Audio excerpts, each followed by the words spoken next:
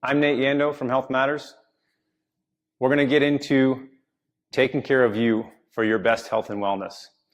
Now, before you dig into anything deeply on your activity, your nutrition, your rest, your mindfulness, all those things that are very important to your health and wellness, you need to remember that it is about you. So getting you time is number one.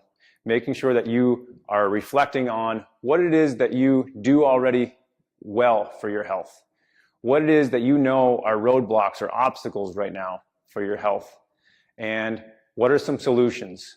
We can make excuses every day, but if we are constantly making excuses, we're working against ourselves. So instead of making the excuse and telling ourselves why we can't do something, let's get on that other side and say, how can I make this happen?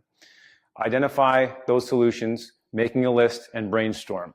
This is a great time to work on your reflection and just mindfulness time and really dig deep and get creative with it.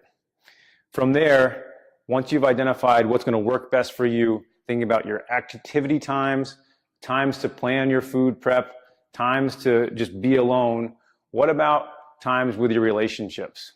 What relationships do you have that are unhealthy, that are working against you? Do you meet your buddies for a beer every Wednesday?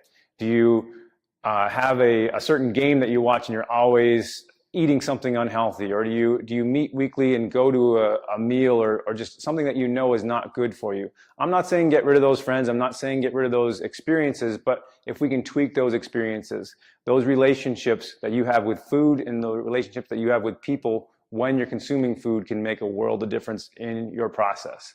You can enjoy eating healthier food. You can enjoy making healthier choices. It's not about being perfect, but if you can tweak things and not feel guilty about it or not feel like you've thrown yourself off the health wagon, that can make a world of difference for you. Next, after your relationships and you've identified those key points, we want to think about your career and your contribution. What are you doing there with your life that you feel really good about with your career or contribution to society? We want to make sure that you are in a good place with that and working on goals. We all need goals. We all need discipline. Setting these things up may not sound like the most exciting thing to do, but once we've got these pillars in place and we've got these disciplines in place, it gives us freedom to not have to worry about how or when these things are going to happen because it's already going to be there. You're going to be so much more effective personally, in your relationships, and in your career and contribution. Nate Yando from Health Matters.